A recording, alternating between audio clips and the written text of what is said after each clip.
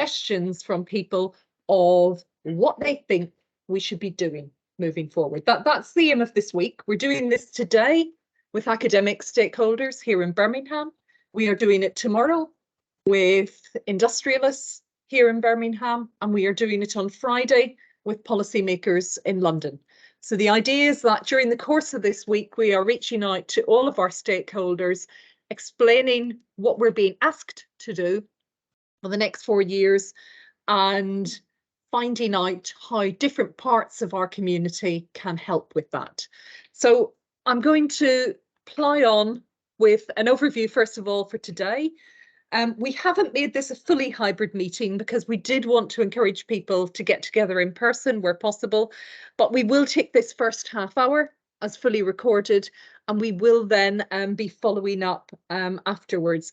So during this first half hour, we're going to remind you of what SuperGen is, what SuperGen has done, and show you some of the asks that we have from our funders for the next few years. We will then move into a workshop session. During that workshop session, the people in the room will be focusing on the priorities for the next phase of SuperGen. During the course of the day, we have a number of different foci for the people in the room. It's going to be around what we're doing, how we should be doing it, and we will get round to the thorny issue of who should be doing it by the end of it. The aim is that by the end of today, we have a clearer idea of what we should be focusing on, that we've given people an opportunity to think about what they can contribute as their part of the jigsaw.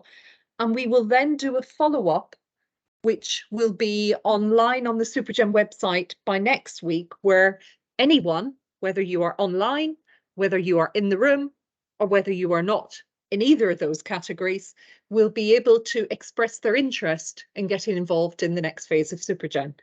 And we're going to look at that and try and match it up with what we think we need in terms of skills and domains and so on, and try and put together a team for taking this forward to the next phase. So today in the room is largely about seeing people that you haven't seen for years, which was a joy already this morning over coffee, but also about working out what you can contribute from your disciplinary perspective and your experience to what the UK needs for the next phase in bioenergy development. So people online, you'll be with us for the first half hour. We are recording this as well, and we'll make it available. And at the end, we will, I think, record the bit at the end as well, so that you get a full direction on that. We're also going to attempt to turn around the outputs in the room really, really quickly. So where people have done things like identify priority areas, we're going to attempt to get those back to you next week, so that you can start thinking about how you can help us with the next phase of SuperGen. Okay. So let's start by reflecting on what SuperGen has done. We have many of our topic group leads here. On the tables in the room, you will see a copy of the last annual report that we prepared for the Hub. And we divide our work into 4 areas. Topic group 1, led by Ian Donaldson, focuses on resources. Topic group 2, led by Jason Hallett, who's in the room, Chris Hardacre, and Tony Bridgewater, focuses on pre-treatment and conversion. Topic group 3, led by Bath, focuses on vectors, and 4 focuses on systems. I think one of the things that we want to say is that moving forward, we think that vectors and systems will probably merge into one entity. It has been really useful over the last 2 to 3 years to be able to have vectors as a separate focus. It has in particular enabled us to broaden out from energy and to look at the vast array of different products and materials that can be synthesized from biomass and that are also really important for the future. But as we look at what the scope of work for both academics and for deployment is moving forward, it looks like those probably overlap to the extent that they will become one. That's my take on it at the moment. But what I've pulled out for you here are a few of the highlights of what Supergen has been doing for the last few years. So on the resources side of things, we've been looking at feedstock production in the UK, courtesy of Ian Donnison and Naveed over in Ibers. We've focused particularly on marginal land and the potential there. There's been opportunity mapping going on, lots of conversations with people on the policy front around the suitability of land, workshops around barriers to uptake, and trying to produce tools that the community can use in order to actually move forward. One of the gaps that was focused on most recently is around that decision making for farm scale operations, and the gap that can emerge between grand national objectives and the reality of what does that mean for Joe Bloggs in Field 5 in County X. So that is one of the issues that has come up as we've tried to move forward really towards implementation. In pre-treatment and conversion, some of the highlights that you will see in the report that's in front of you, or you can get it online on the Supergen website if you are joining us remotely, is looking at bio-oil production from lignin that's been fractionated from biomass, looking at the cellulose and lignin as two separate fractions, looking at how that can move forward for products in terms of paper additives, also looking at sugars as a platform for renewable transport, looking at different pre-treatment methods, ball milling and ionic liquids, and the conversion technologies that are focused on being pyrolysis, fermentation, photocatalysis, particularly up in Manchester and in Queen's Belfast, and the influence of things like potassium in ash on the product quality when it's becoming a fuel, and a recent foray into the world of aromatics and aviation fuel, which was quite interesting. And that brings us on to aviation fuel. I think if you look at what the UK is doing at the moment in fuels, you can't miss what's happening on aviation fuel. It has been a huge focus of government interest. It has been a huge focus of investment. And I think that's interesting from our perspective, because despite all that we see about it, there's still an awful long way to go. There's a need for an awful lot of acceleration of the aviation fuel production and scale up on that if we're really to meet the 2050 objectives. So I think there's time here to think about what can Supergen actually add given where we are with aviation fuel synthesis, the interest in it, and the national and international picture on it. So I think that's quite a tricky one to answer. Hydrogen is perhaps a little bit clearer. We have had two large hydrogen hubs funded in the UK. One is on production of hydrogen, one is on utilisation of hydrogen, and they have received separate funding from UKRI. I thought we were going to have to work very closely with them because I thought the one on production of hydrogen would link into our space. But then it was clarified for me that apparently that's not the case, and that it is focusing more on green hydrogen from electrolysis, etc., as opposed to anything that would come from biomass and natural resources. Now, I think we still need to work with them, but apparently the official dividing line is that their remit is separate from our remit.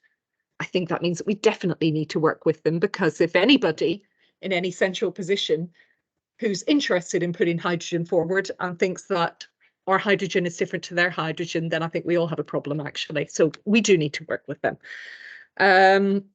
Biomethane is still really important. We have a natural gas grid today, which is a significant contributor to our carbon emissions, particularly via the domestic sector.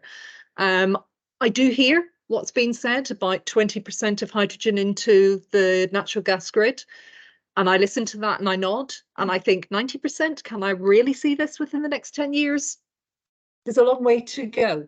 So I think that we need to be careful about the future on this. I think there will remain a significant role for biomethane for the foreseeable future. And it's a matter of managing that transition. How does that move across? What does the infrastructure look like? Does this become in the way we did with co-firing, that we get to higher blends and then we get to a point where there's a tipping and we need to do something different? But also, I think there's that very real because this is going to be an impact-focused hub, there is that very real pressing need to actually get more carbon reductions in the very near future. Biomethane is perfectly positioned for that, because just like the SAF material, it is a drop-in substitute. So we don't need to mess around with other things if we can produce it to appropriate quality. So that's on the biomethane front, and LPG, another vector that everyone forgets about, because a fair number of people, only about 80% of the population, I think, actually, live in towns and cities. And therefore, we forget that actually there are huge areas that are off gas grid. These are incredibly carbon intense, and they are also some of the areas where there is the highest deprivation index and the highest vulnerability to fuel poverty in the country. I think this is really important. It's a natural match with biomass, because these are the rural areas where we tend to have more of the resource available. So I think we shouldn't forget LPG. And when we go beyond the UK, it's an even more significant fuel than it is here. And then systems. There have been so many things happening here. BSIN, the model, the sustainability indicator model that is hosted on our website and was developed by Manchester and Aston. The greenhouse gas calculations that have fed into multiple consultations by government over the last year or so. The analysis of bioenergy pathways is a fabulous paper with, where's Miriam? How many authors? 10 million. Yeah, 10 million. It felt like 10 million.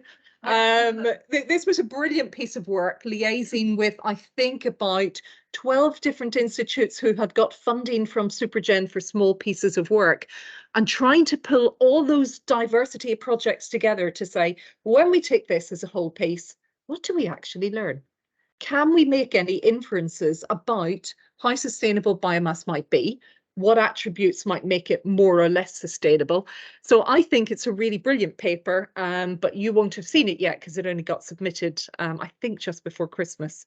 So that is a fabulous piece of work on pathways for the UK and policy. Joanna isn't here today, but she has done fabulous work connecting with government throughout the biomass strategy.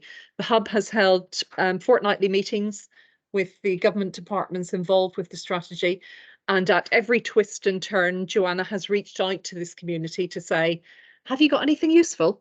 Can you answer this question?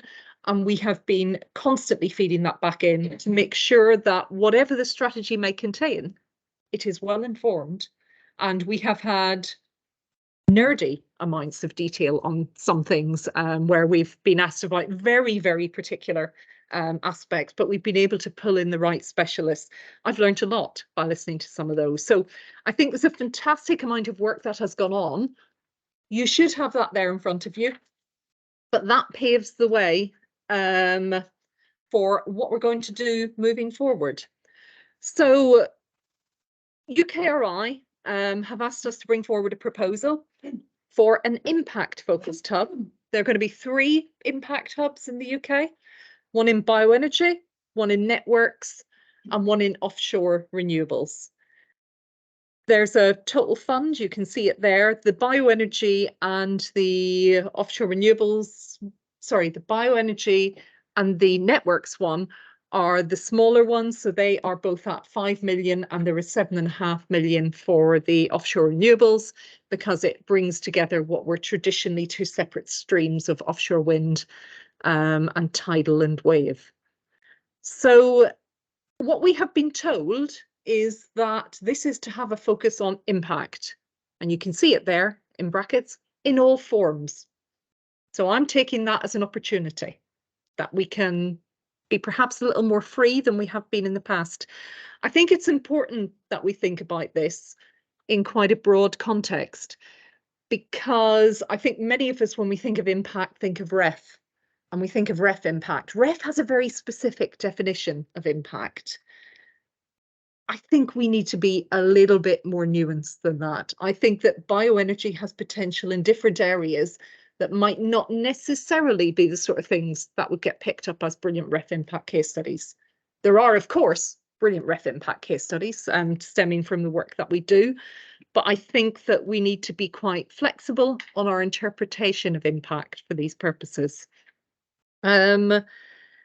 So what UKRI are looking for is something that gives evidence that we're making a demonstrable contribution to how the UK will meet net zero, given that I think it was the case last year that of all the renewable energy produced in the UK across transport, electricity and heat, bio was roughly 50%. I think that we are already on a route towards that, but we need to look at the future and how this evolves and keep an eye on how the other technologies are evolving, because I think there's an awful lot of this, particularly in the fuel space, which is not about bio, but is about how bio integrates with other things. Which one is more cost effective, which one is more carbon effective, and which one will actually get greater market uptake at different points in time. Electric vehicles versus biofuels versus hydrogen vehicles. Well, it shouldn't be versus, because actually we need all of them. And we need those near-term carbon reductions as well. But there are so many different fuel vectors we can have that we need to think quite carefully about that integrated picture. And often it's about where the niche for biomass is. So often when we look at deployment and impact, you can find a way in one area because the circumstances are right, or it could be in one location. And you've then got to use that to be able to scale up and out. And that's some of the sort of challenges that we'll be looking at moving forward here. So let's look at the proposal document. It talks about impact. We've got to demonstrate progression from what we're doing now. That does not mean that we need to look at the same technologies. That means that we need to show that we are moving the sector forward. But we're accelerating the impact of current generation technologies. Note this was written by EPSRC, and their view of the world is still that energy equals electricity, but we have broadened that out. So we will be looking beyond generation, don't worry, over the course of the investment. The hub must ensure knowledge transfer and the exploitation of intellectual property. I think this hub has in the past been very good at knowledge transfer. I think we've been less good at the exploitation of IP. Now, arguably, that's because a lot of where the hub adds value is actually in what I call common knowledge rather than specific knowledge, and I'll come back to that later.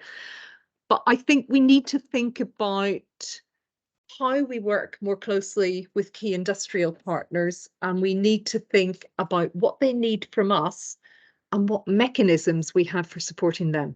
And that's one of the topics we'll be picking up tomorrow, particularly with them.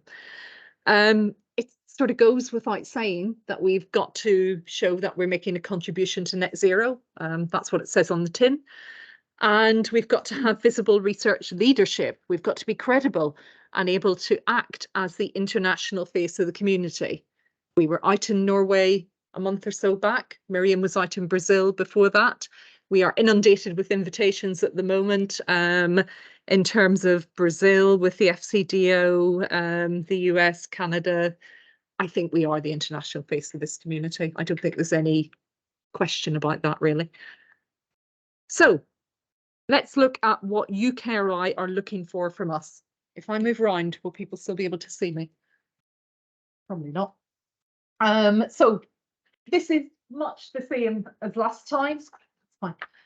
Focus for UK research community working in close partnership with businesses, governments. Look at this, administrations throughout the UK. So we're already working with the Scottish, Welsh and Northern Ireland governments, but maybe that means more than that. Maybe that means looking at regions as well, in much the same way as the industrial clusters are at the moment. Co-funded by EPSRC and BBSRC. So we have historically been funded first by EPSRC, then by both. I would argue that we possibly haven't got enough biological and biotechnology fundamental content in the hub at the moment. And I think that's partly because there's a partnership with BBSRC where there are established networks in industrial biotechnology already in place. So I think that working more closely with them is going to be key moving forward as well. We're expected to consider social and environmental aspects. That's good. It'll still come with the caveat that someone says, but it mustn't be more than 10% or 20% of what you do. But at least it's acknowledged that it's important. And the role that bioenergy has to play in reaching net zero. We're being asked to particularly look at crop yields, water dependence, availability of land. This is really a continuation of a lot of what has been done on the mapping work that we've been doing in recent years. The successful translation of research underpinning the production of advanced fuels. For advanced, read low carbon. That is what is actually important here. And I think that there's a whole piece that is largely untouched, and we may not even be able to do it in this hub, around how those different fuels are going to play out in the next 30 years, what the needs are, and what the infrastructure associated with that is. Are we gearing up for hydrogen? Are we gearing up for massive electrification? Is there a geographical split around that? Is there a usage split? How do we work that out, and what does that future look like? And what does that then mean for us who are trying to provide the technologies and the underpinning around that? So I think that's a really interesting place to be. This is what you will see in the call document as the 11 research challenges laid out for the Bioenergy Hub. I hope that you recognise many of them because we helped to write them. Do we need new feedstocks? Well, we need sustainable feedstocks. So if they're new, then it has to be because they are more sustainable or they give a different material quality. Ecosystem services are really key across all of this. One of the biggest blockages to bioenergy in the UK is perceptions around soil carbon, perceptions around biodiversity, and concern about land use. Biomass to hydrogen, I've talked about that already. Biomaterials, chemicals and products, I've talked about that too. But if anyone's interested in that, I really recommend you have a look at some of what Joanna Sparks has been doing with BEIS on this, and there are some reports on the Hub website. I think this is overlooked, and I think it's really important. If we look at the total amount of biomass resource that we have, and we have any form of notion of cascading down through hierarchy of use, then biomaterials and biochemicals has to be in there somewhere. And it's a matter of working out how high up it is on the list compared to things like LPG for rural communities. So I think it's incredibly important and has suffered from the fact that to date it's been seen in a different bucket to energy. Energy's over here, all technologies compete against each other. Sorry, you want to do something there? Yeah, call that circular economy and go off and do it with chemistry. No, the two are the same. They have the same resource and they need to be working more closely together. We argued that in the last round of the hub, which is why we are the only hub that goes beyond energy at the moment. Biorefinery speaks to that, but still I get frustrated. I'm going to particularly pick up on biologists and NIB meetings here. I get really frustrated when I go to those meetings and I see calls still coming out that are saying, oh yes, we recognise engineering is really important and it can add to it, but anything we put forward must be 80% biology or we won't even look at it. This is utter nonsense. We really need to break this down and we need to start saying, you know what, it's called a refinery and it's called integrated and we actually have to integrate and we need to not care who gets most technology in there and which bucket it sits in. What we have to care about is the input and the product and the quality. Reducing costs, that is absolutely key. Increasing efficiency as a mechanism to do that. I'm going to add one to that isn't here because last week I was down at the Houses of Parliament and was listening to what's it called? Chap who's just on the Net Zero Review, Chris Skidmore, talking about this. He didn't actually really talk about costs and he didn't really talk about efficiency. He talked an awful lot about jobs.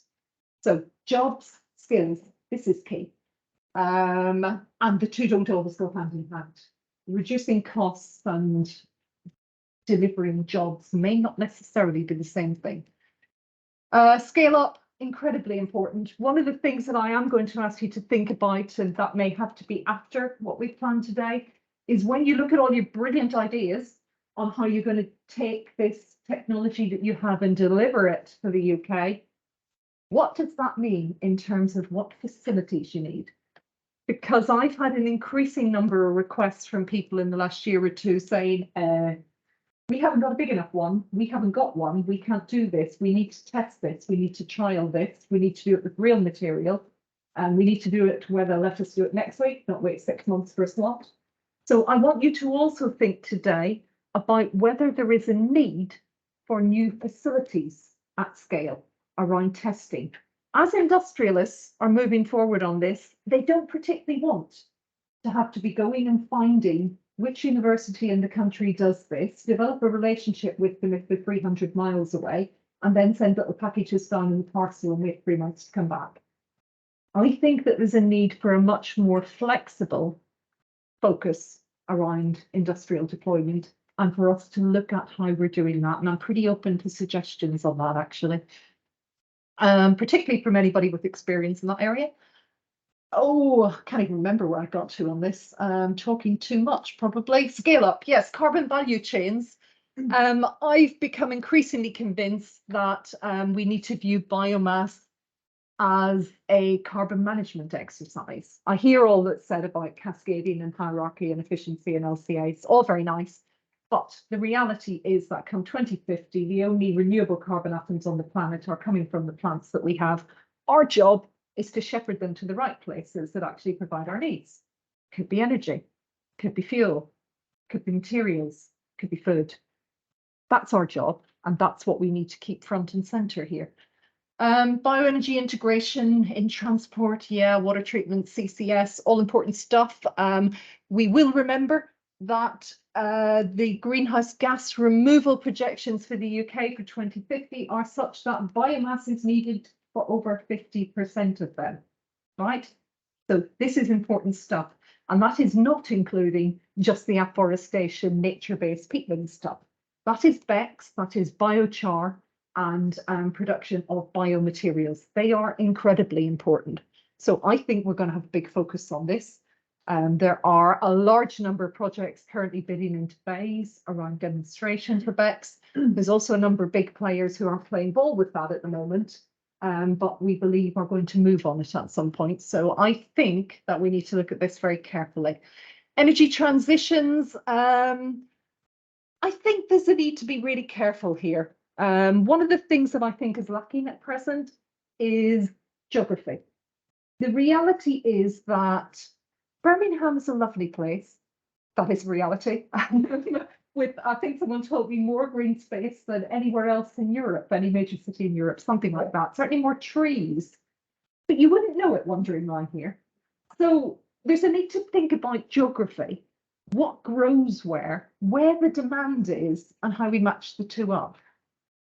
I think that cascades through in terms of what a sustainable bioeconomy and bioenergy system looks like in the Highlands of Scotland is actually quite different to what it looks like in Northern Ireland or what it looks like in Southeast Devon. And I think one of the problems that we've had with public perceptions and opposition in recent years has been not being sensitive to those geographical nuances and people imagining that everything has to look like Drax. It doesn't. We can have a variety of different options in this. The flexibility is really important. So one of the things that I'm asking you today is, do we need to take a step back and look at this region by region? Do we need to create, as a national hub for the UK, it's all very well to create a national vision, but do we need to create a cascaded vision of what bioenergy looks like in Devon, Cornwall and the Southwest? What bioenergy looks like in Northern Ireland? And do we need to actually consult people on that, maybe? Because perhaps they've been left out of this equation for a little bit too long. So I think this is important, and I've had a number of discussions with people about this, and I think it has to be part of the next hub, because if we don't engage with regions, then nothing happens bottom up. If we don't engage with people, then we get the sort of opposition that we've seen over the last few years. So we have to be careful here and do this sensitively and sensibly. Opportunities and challenges then sit around the policy arena, the social acceptability, the financial performance, the perceptions, the trade-offs, and the whole decision-making process. I think that has to be front and centre of a new hub, because I think if we want an impact-based hub, then that's where we actually start. because impact is for people and for planet, and that's what we need to start with, not technologies. See where we are. Okay. Any questions on that? Sorry, that was a bit of a lecture. I didn't really intend that, but it just sort of happened. Who wants to tell me I'm wrong? Be nice. Okay, we'll not scare people. Okay, so we're going to have a session in our tables now. Actually, let's have a look online. Is there anybody, can Emma see online maybe? Is there anybody with any hands up? Because I can't see anything from here. Because we're, for the online people, we are going to move to table sessions in the room now. So most of the rest of today is going to be spent gathering inputs from people here that we will then attempt to synthesize for the online people.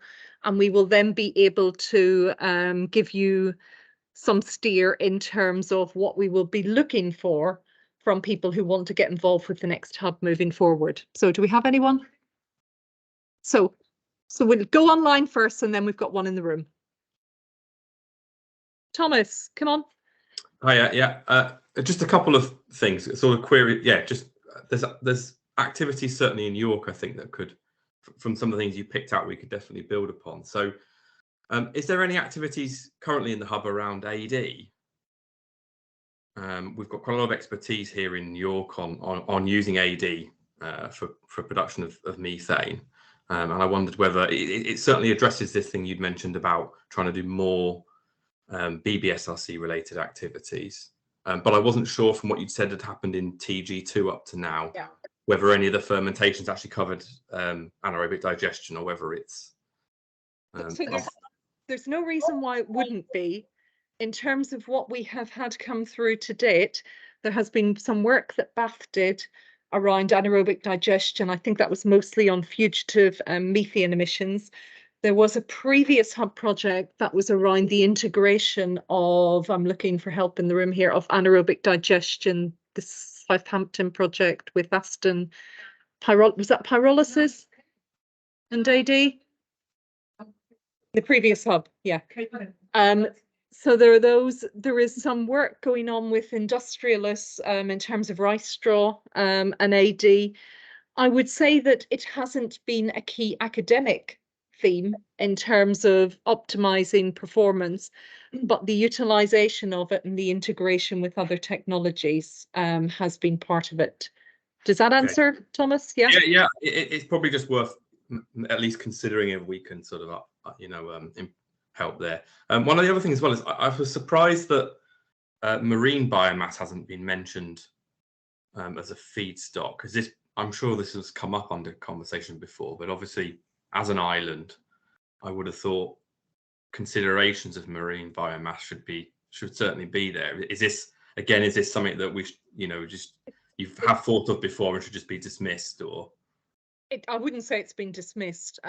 We have had work on it in the past. Again, there was a previous iteration of the hub where we worked with the Irish Seaweed Centre and Scottish Academy for Marine Science to try and look at the resources, sustainability, the conversion technology. IBERS at Aberystwyth also did some work, I think, around digestion of seaweed. And I think we have had some flexible funded work on high value products from it. So I think that's right. Andy Ross had some work on water hyacinth, wasn't that though, rather than marine, I think. So it's not excluded. It's simply a matter of getting the right projects funded in the right place. And I think it is the case that historically there has been other activity in the marine sector, particularly on the industrial side, with the, what was it called? The Algal Bioenergy Special Interest Group, I think, with Innovate UK, that was working on that. So I think that there was a question of complementarity and not duplicating what other investments we're doing.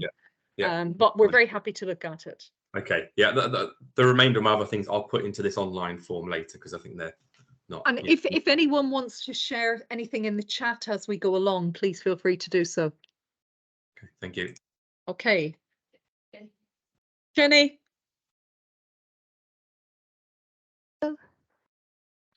Hello, thank you. Hi.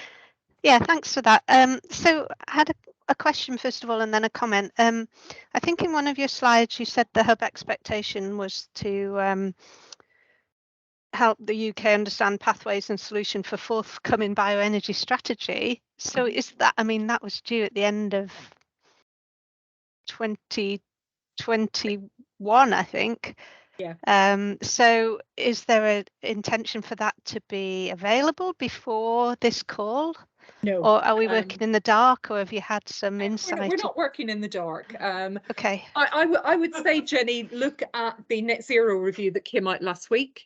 It is a document that has been published that claims to have cross-party consensus, and that has done an analysis of submissions that were made and put things forward on it. We don't have the biomass strategy. We have been working very closely with the team in Bays who are developing that, and we will be getting steer from them at our policymakers session on Friday of this week. So we will be hearing from them what they think we should be working on. They know what's in the biomass strategy. So we're sort of putting 2 and 2 together there. Having said all of that, our current understanding is that the biomass strategy will be published in Q2 this year. I think the only reason, no, I think that it has been impacted essentially by changes in government. It was due to be published Q3, Q4 last year. And I think, you know, there was a certain amount of political upheaval going on around September when it was largely expected. And that has resulted in significant delays. So we know that they are still working on it at the moment, and the current expectation is Q2. We need to have this in by the end of March, so it will not be published before we get this in. Okay. So comments were a couple of things. One was industry isn't mentioned. You've got biomaterials, but what about decarbonising industry and the role for biomass there? Is that going to be excluded? You know, because we've got IDRIC and all the rest. I think we'd have to ask UKRI their perspective on that, but the reason it wasn't highlighted as a priority was because IDRIC is in place to do that. Okay. And I suppose the other thing that's sorry, Jenny, can I just come back on that then? Which effectively, I think what I'm saying therefore is, if it falls within IDRIC's remit or it's already been funded by IDRIC, then we shouldn't raise it here. Yeah. So we want to do things that are additional and complementary, but that shouldn't rule out whole technology sectors. It should rule out specific things. Right. Okay. And I suppose BECCS isn't specifically mentioned on your list. Not. I'm horrified. It's there under integration. You mentioned CCS. That's the only place. I think it, well, let me be clear then, Jenny. I think it's key. Okay.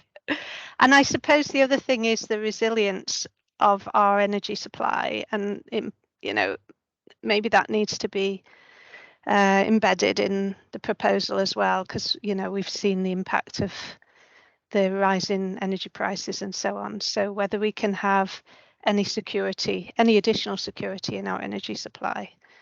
I think you're absolutely right. Yeah. Yes, I suspect if this call document had been written 3 months later, it probably would have had more of a focus of that. Yeah.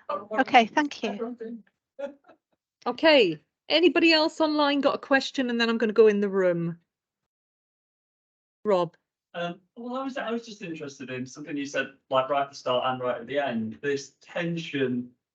You know, you were kind of saying policy and society, these kind of questions are going to be key to the whole thing, basically.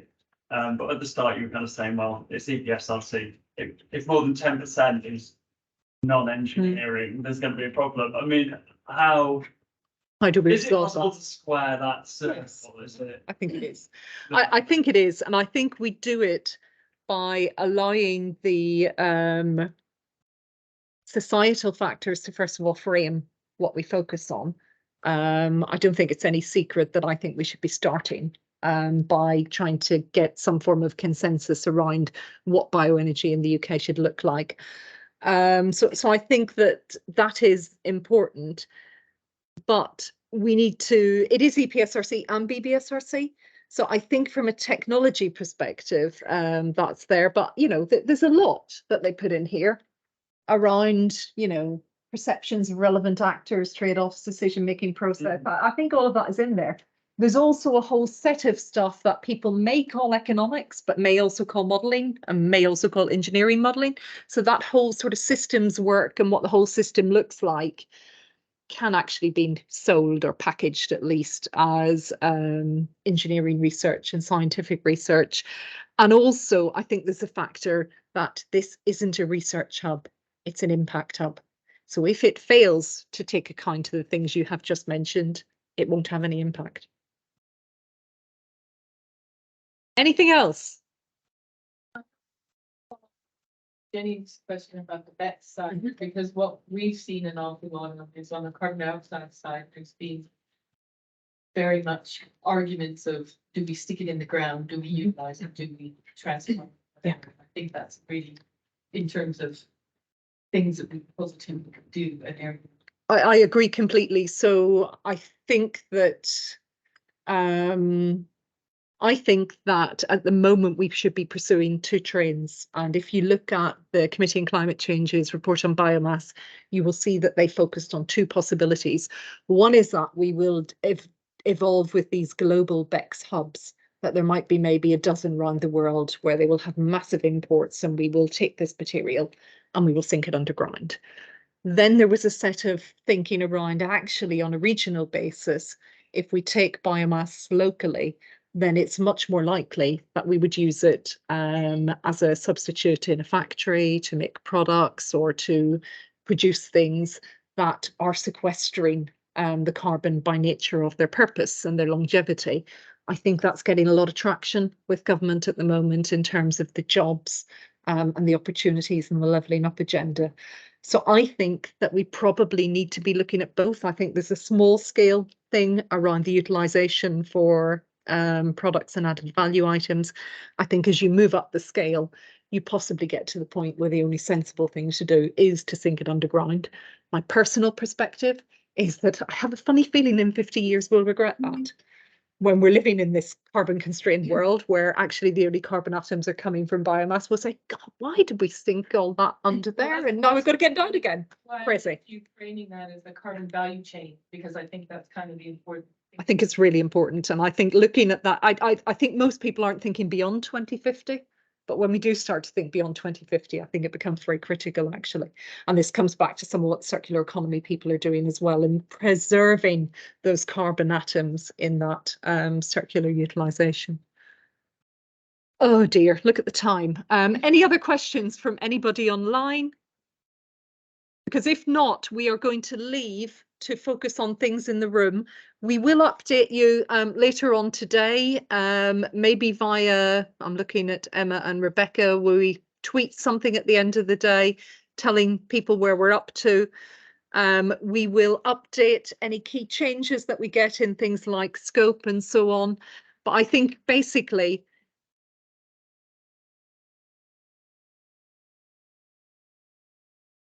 okay. Okay.